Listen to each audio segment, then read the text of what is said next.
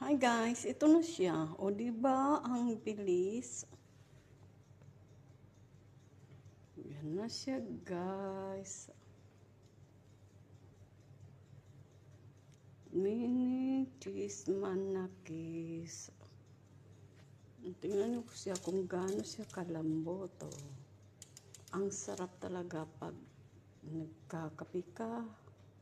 Sarap talaga siya. O sige guys, kasi hatid ko na muna sa mga amo ko. Ayun pa yung natira oh. Yan ay do.